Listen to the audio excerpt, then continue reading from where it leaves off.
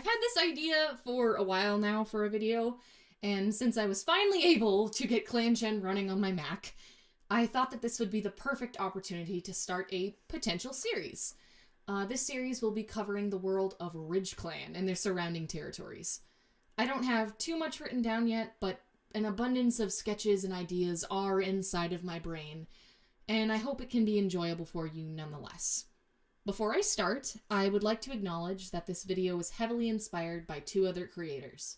First off, Nyoko Art's Galaxy Clan videos are what gave me the boost of inspiration to finally start drawing these characters, and helped me figure out what format to go with. This video, and possibly future videos, will be in a similar style to hers in terms of how I've organized the characters. I was also inspired by Possum Breath to start thinking about fan clans in the first place, and their content led me to finding Clangen. I will link both of their channels below so that you can check them out. They're both really talented artists and incredible content creators. A fair warning before I begin though, this video does contain mentions of animal death, along with many other hardships that come with clan life. So expect minor depictions of attacks and traumas, general sad things, but if you're okay with that, you'll be okay with this. It will generally be the level of, I guess, goriness that the actual books are. I'll try to keep it pretty vague. But yeah. Also, it does help if you have read the Warrior Cats books by Aaron Hunter, because it's a system and it makes sense. With that out of the way, let's get into the video. The territory of Ridgeclan is full of, well, ridges. It's a rocky, forested area situated near a mountainous region. I imagine the terrain is similar to the Rocky Mountains of the Pacific Northwest, or the Black Hills of South Dakota. For this reason, I've decided that this clan is situated in a North American habitat. So all the badgers, deer, foxes, and otherwise will reflect their North American species instead of their European ones. So unfortunately, no muntjac deer. We will be dealing with whitetails and moose and all those guys. So I think it'll be fun. A good change of pace. Ridgeclan is a very new group of cats, as they left their old territory, which was more towards the edge of the mountainous area. They moved to this place to escape their tyrant of a former leader, who encouraged shameless and pointless killing to show skill and prowess. This group of cats made it clear to her and her supporters that they were not for the bloodshed. They figured the new lands would work well to move to because the journey would be long and tedious enough to hopefully discourage their old clan from following them. Of course, this did take its toll on the cats, and they ended up sore and wounded by the time they reached their new home. I now believe that this past clan was Hatchclan, who they now share a distant but still present border with. Now on to the actual cats and the character drawings. In StarClan, we have 3 cats, thankfully. The first is our StarClan guide. Everyone gets one when they start the game, so I'm not sure if it technically counts, because she didn't die in-game, but Ridgeclan's starting guide is Flailpaw.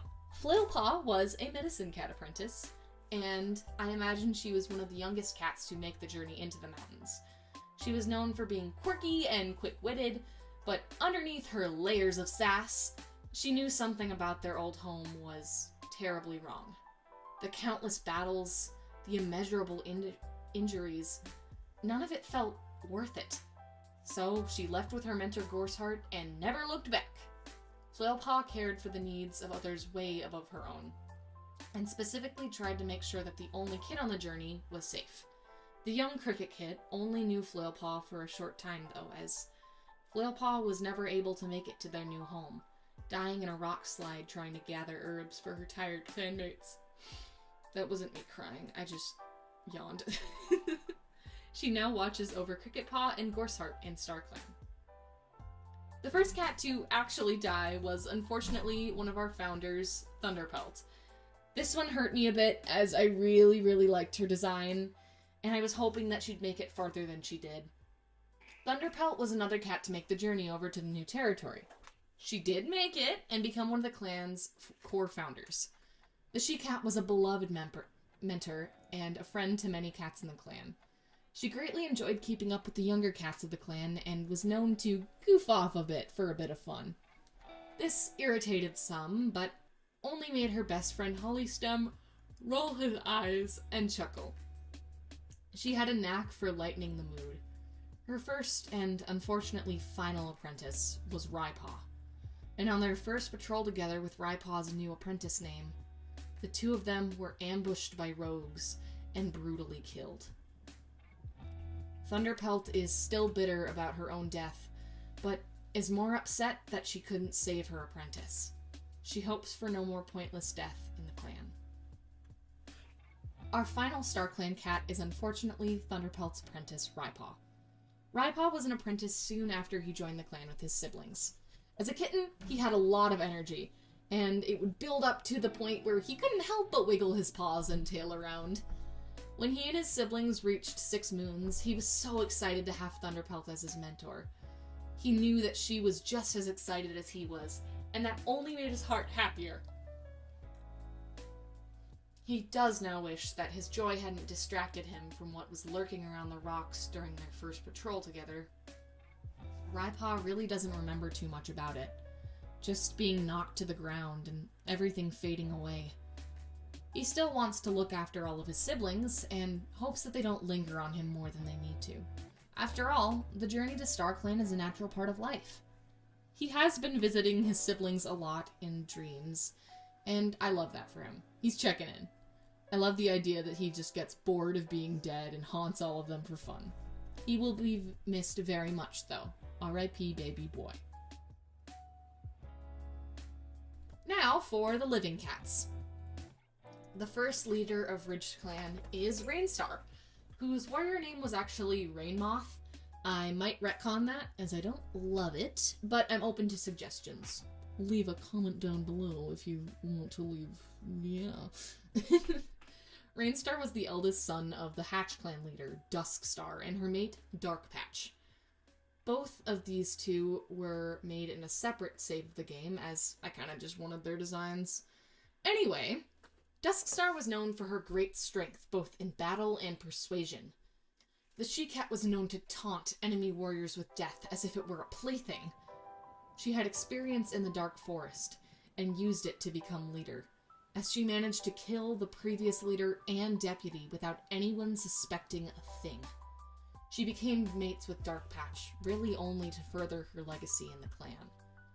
As they had kits, she began to teach them forbidden battle moves, and they too began to show promise as stone-cold killers. All except one. The young Rainpaw couldn't bear to hurt his siblings, or any other cat for that matter, beyond a scratch.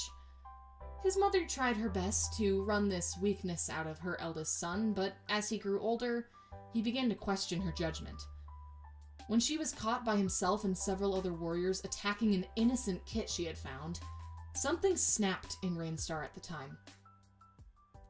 He challenged her for leadership of the clan, and with the backing of several of his clanmates, he gave her the choice to let them leave in peace, or die trying to defy the will of StarClan. Seeing that half the clan was behind him, she didn't see the sense in losing those who would follow her to a bunch of traitors. So she let them leave, sneering that she would find them wherever they went, and she would end their pathetic clan. Rainmoth was chosen by his new clanmates as leader for his tenacity and empathy, and he became Rainstar. After becoming leader and finding his clan a new home, Rainstar has had a lot to think about. He began to crush on Hollystem and was heartbroken when the Tom told him that he really only views him as a friend. He's gradually let this sad rejection fade, but the two have become close friends despite the issue. Hollystem went as far as to defend Rainstar when he was attacked by Cougar Tuft, gaining a nasty tail scar. Rainstar wishes he could live up to everything that his clan hopes of him. Next is our deputy, the sassy and lovely Finstreak.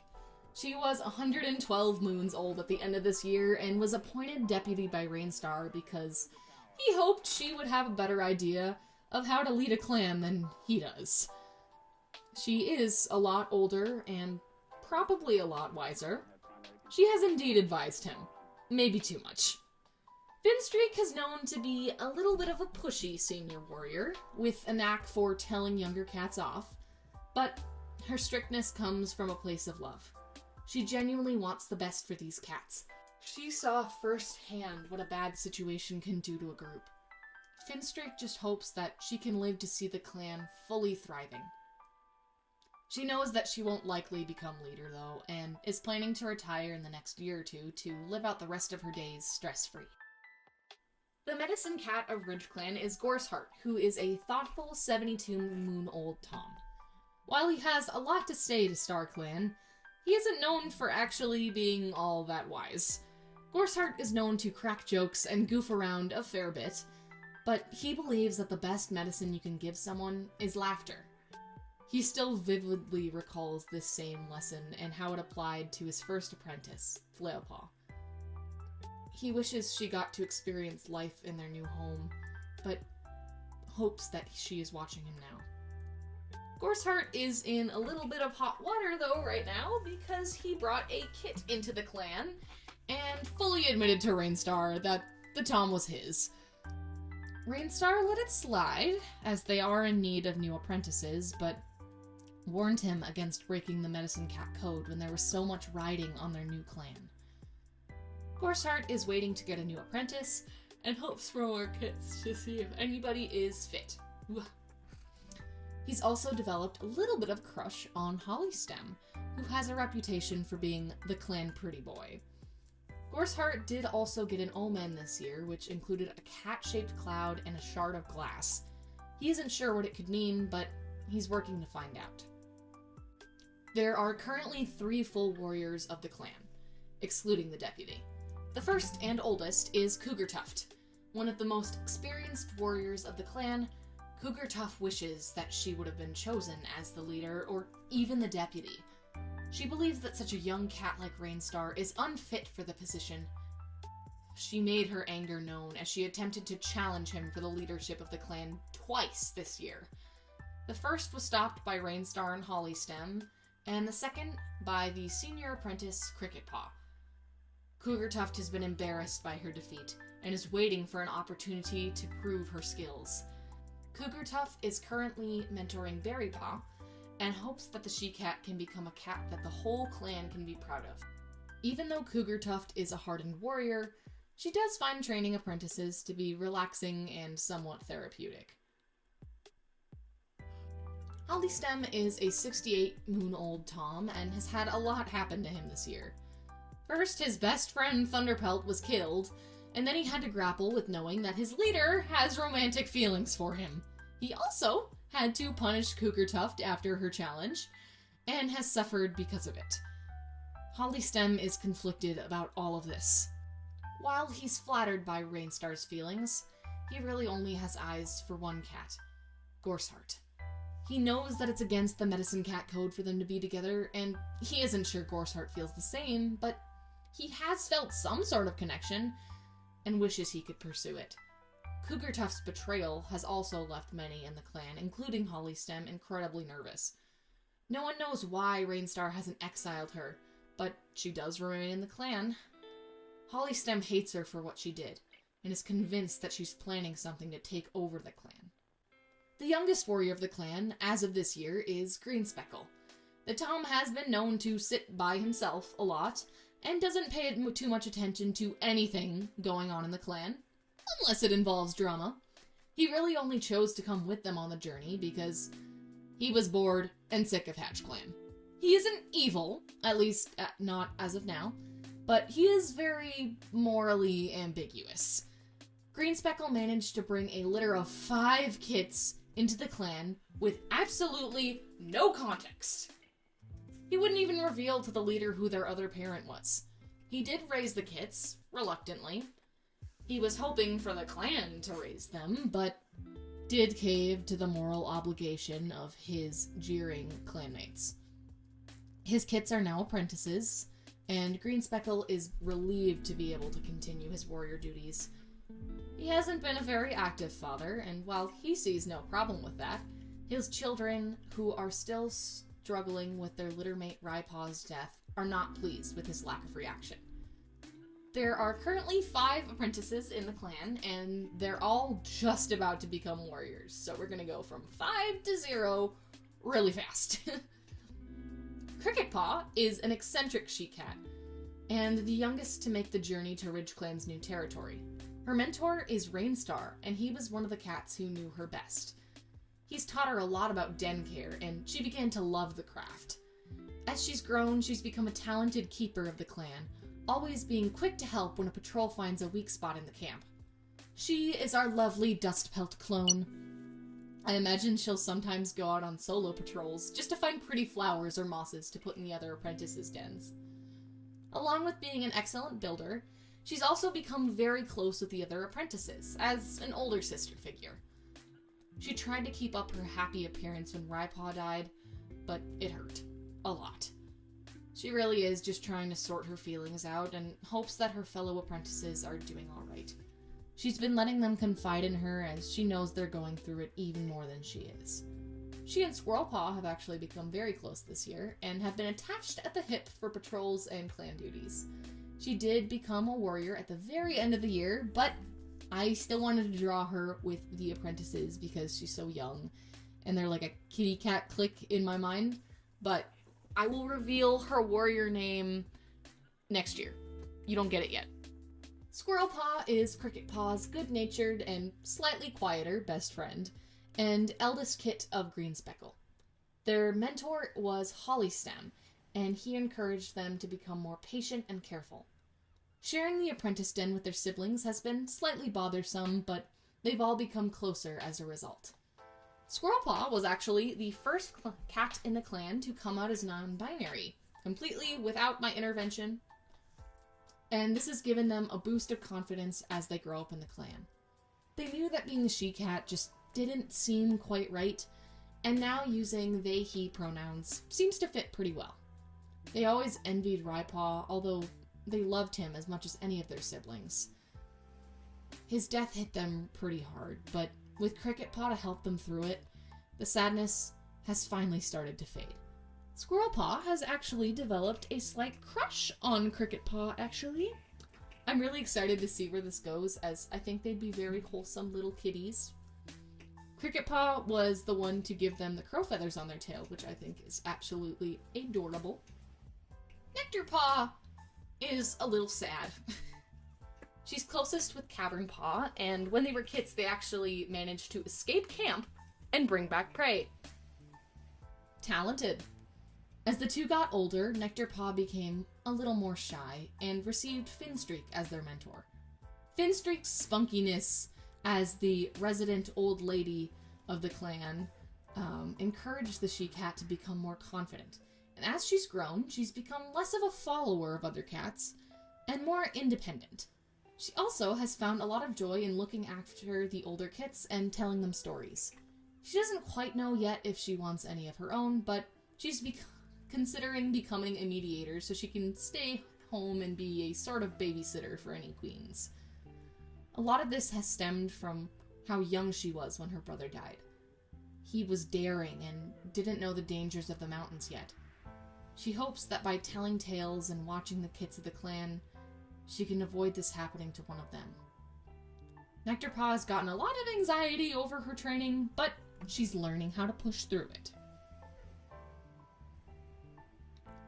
Berry Paw is the second youngest in her litter, but remarkably the tallest, and she's really close with Nectar Paw. She's worried that her older sister's antisocial tendencies will lead to her not having enough friends. She also underwent a pretty traumatic experience as an apprentice, as she was attacked by a fox while on patrol. She's currently still spending a pretty big chunk of her time in the medicine den, as it hasn't quite healed yet and got infected. She's fairly certain that this will scar up and make it harder for her to walk, but as a pretty shameless gal, she doesn't mind. She's slowly learning to walk well and is adjusting pretty well. She will likely graduate late because of the recovery, but she's excited for her siblings anyway and is here to cheer them on at their ceremonies. Her mentor is Cougar Tuft, who's been distant, to say the least. She wishes that the older warrior paid more attention to her, but she feels like she's also disappointed in her. Cavern Paw is a spunky and charismatic young cat, and is also non-binary. I thought it was kind of funny that the two cats from the same litter, and the two cats, who look really similar, were both the ones who came out. Funny coincidence, I imagine that she goes by she-they pronouns, and doesn't care too much about labels. Cavern Paw is without a doubt the most daring and outgoing of their siblings, and has been notorious for causing commotion with her curiosity. They were mentored by their father, and hoped that they would lighten him up and get a bit closer. It worked a bit, as the Tom has become a little bit less guarded around her. They've been receiving quite a few signs from StarClan, and are currently wondering if their brother is trying to tell them something. We only have one kit in the clan, and one elder who's been taking care of him when his dad is unavailable. Flutter Kit has been a very welcome addition to the clan, despite his background. He's the son of Gorseheart, who wasn't supposed to have kids. He doesn't remember much, if anything, outside of the clan, and basically considers the entire clan as his big, happy family. Gorseheart is his dad, and Hollystem is also his dad. He is totally wanting to have two dads, and hopes that they actually get together, as they're kind of platonically married right now. Flutter Kit spends a lot of his time in the Elder's Den with Hemlock Patch, and enjoys her stories, along with the company of Nectar Paw, who he looks up to quite a bit. Hemlock Patch is our clan's only elder, and she's getting up there in years. The she-cat is not going to let that stop her, though. She's pretty close with Finstreak, as the two grew up together and are pretty close in age.